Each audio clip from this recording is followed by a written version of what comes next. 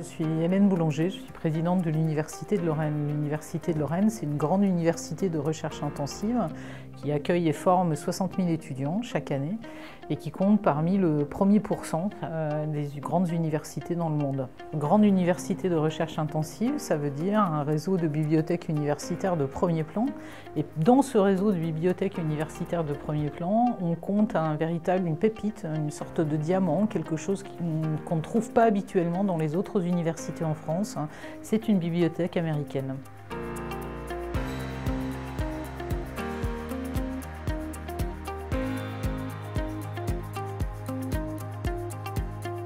We were created in 1974 through the efforts of 4 amazing women who wanted to create a library for English speakers here in Nancy.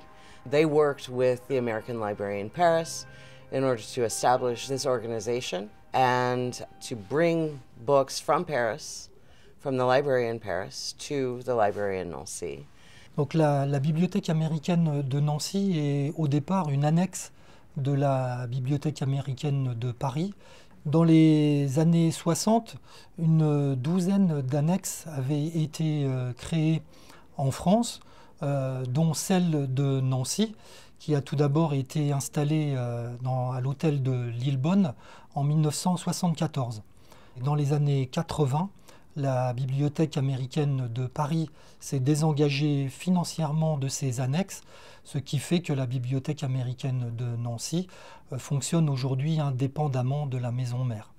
Voilà, j'ai la date de naissance exacte de la Bibliothèque américaine ici. C'est une lettre qui m'a été envoyée par la Bibliothèque américaine de Paris avec comment ça se passerait pour arriver à Nancy.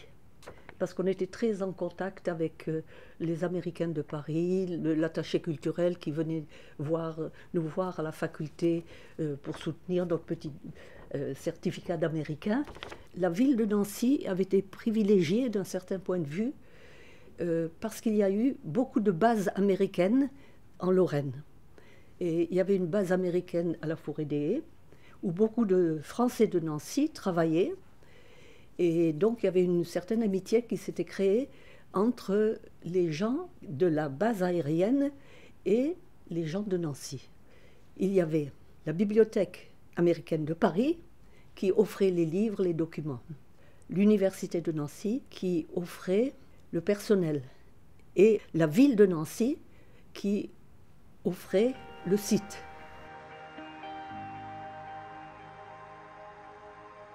C'était déjà la MJC de l'hôtel de Lillebonne, qui était un hôtel comme tous les hôtels d'aristocrates de Nancy.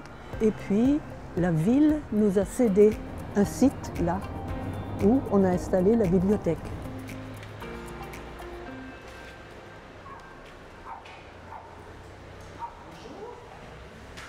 On voit les 2 fenêtres de la bibliothèque américaine là, mais il y en a d'autres de l'autre côté. Et c'est là-bas, c'est à cet étage-là, tout à fait en haut de la MJC. Et on montait avec ce bel escalier en bois de l'époque.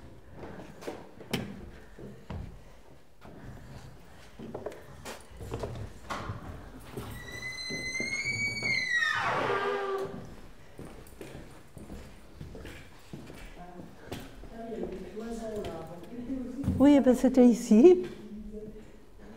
Ça me semble plus grand maintenant, parce qu'il y avait toutes les étagères partout. Ça doit être la rue de la Charité dont elle parlait.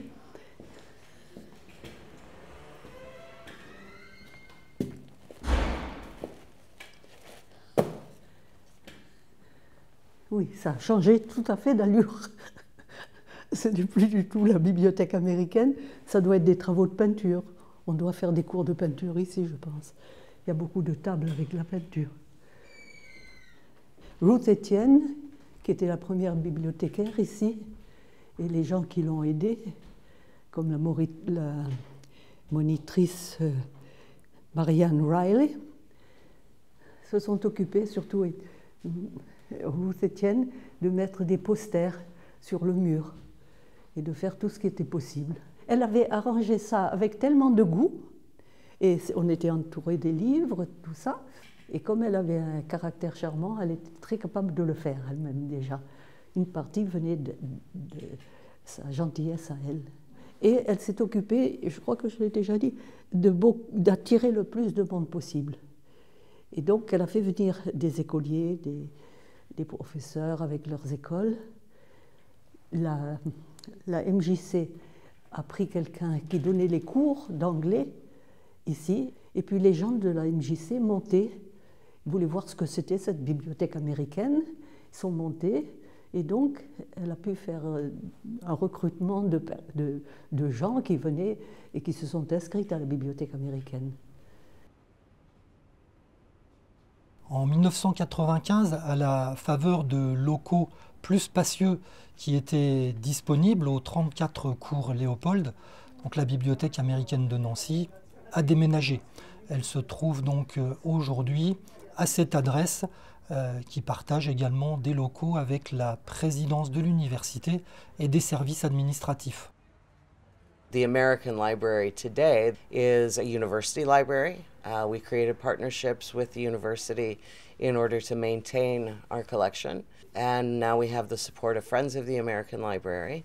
So it's a partnership that works. And today we have between 20 and 30,000 documents in the library. We have different kinds of programs and exciting things for people to do. So that's what the library is today. La spécificité, c'est que c'est une bibliothèque qui est à la fois universitaire et associative. Je pense que c'est probablement la seule au sein de l'Université de Lorraine. Et en France, il n'y en a pas beaucoup qui ait cette particularité-là. Il y a aussi la gratuité des activités qui sont organisées par l'association une fois que l'on est adhérent de l'association. Et ça, c'est très important, je pense. Et puis, il y a le fait que les salariés de l'Université de Lorraine travaillent en collaboration, peuvent recevoir les adhésions à l'association. Ça, c'est une grande aide. Et que la location des documents, livres ou autres, est gérée aussi par l'Université de Lorraine, ce qui décharge considérablement l'association et permet d'organiser les activités avec plus d'efficacité. Je pense que nous avons actuellement 23 000 documents à l'intérieur de la bibliothèque. Et je dis documents parce qu'au début, il n'y avait que des livres et il y avait des publications aussi type journaux et magazines. Maintenant, on a inclus par exemple les DVD qui font qu'on est devenu au fil des années, tout en gardant Bibliothèque américaine de Nancy pour le référencement Google et autres, Internet, on est surtout médiathèque, c'est le sous-titre médiathèque anglophone. One thing that I have tried to bring to the library is more of an intergenerationality. I want people of all ages to feel comfortable accessing our library.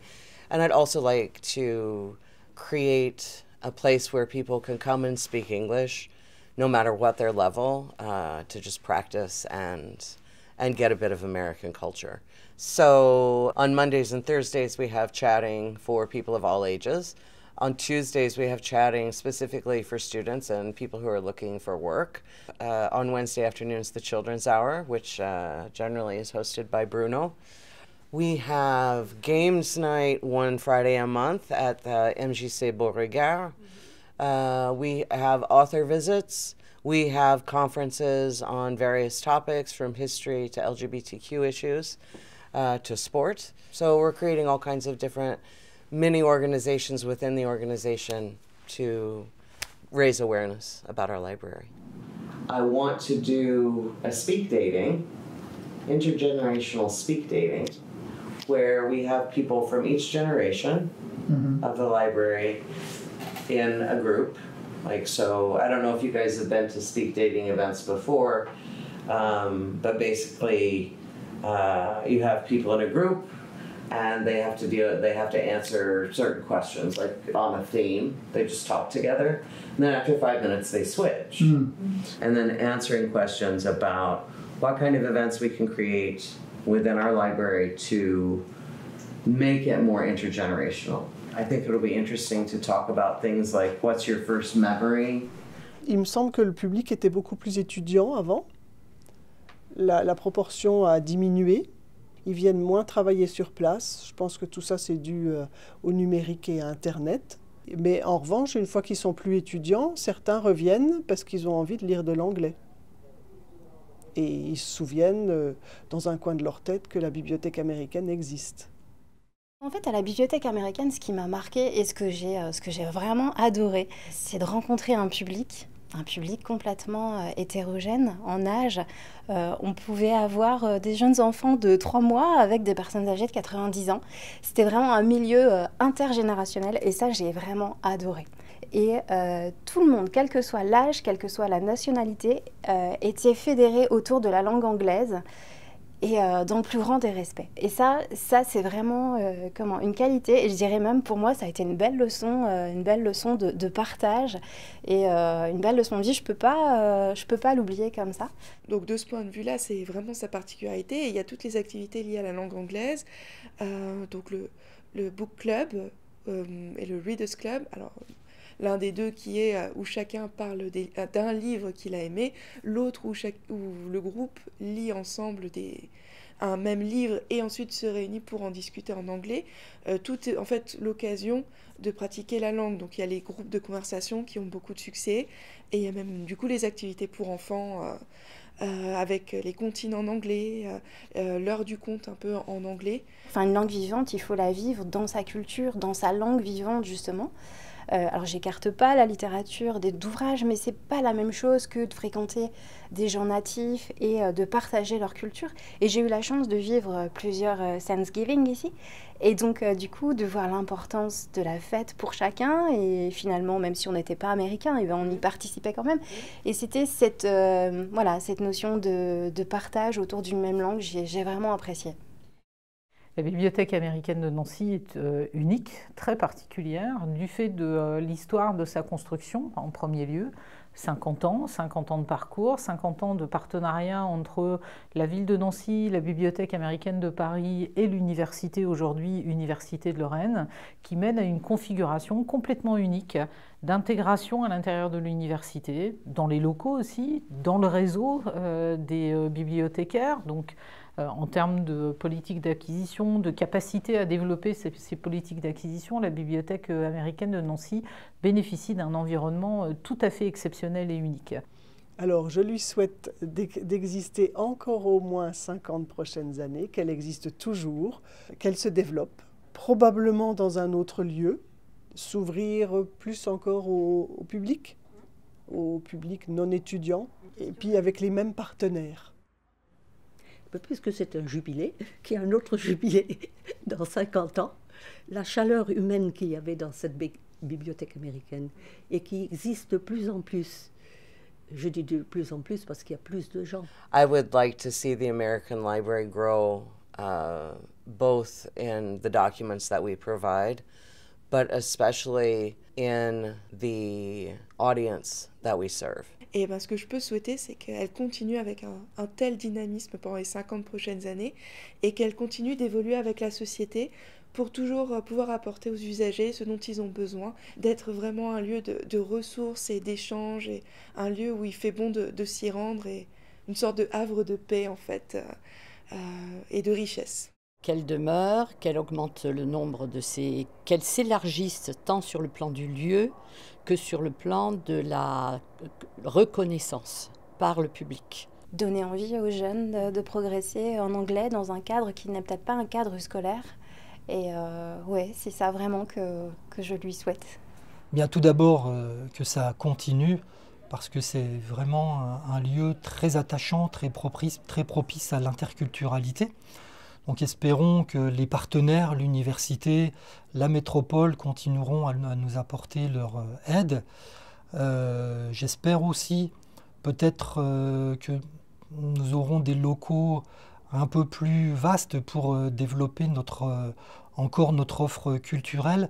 Dans 50 ans, ce que je souhaite, ou pour les 50 années à venir, c'est davantage de coopération encore à l'intérieur de l'université, mais aussi avec l'ensemble de nos partenaires, parce qu'on travaille avec les collectivités, les entreprises, des structures associatives, multiplier ces occasions de coopération, multiplier les occasions finalement qui permettent de signer une réalité qui est que en Lorraine, à Nancy, les relations franco-américaines, c'est quelque chose d'essentiel. Nous avons beaucoup de personnel qui viennent des États-Unis, nous avons beaucoup d'étudiants ou de personnel qui vont aux États-Unis. Nos échanges s'appuient sur une histoire très riche, très longue. Et c'est cette histoire-là, ces liens très particuliers et très forts que j'espère que la Bibliothèque américaine de Nancy et l'Université de Lorraine pourront contribuer à renforcer dans les années qui viennent.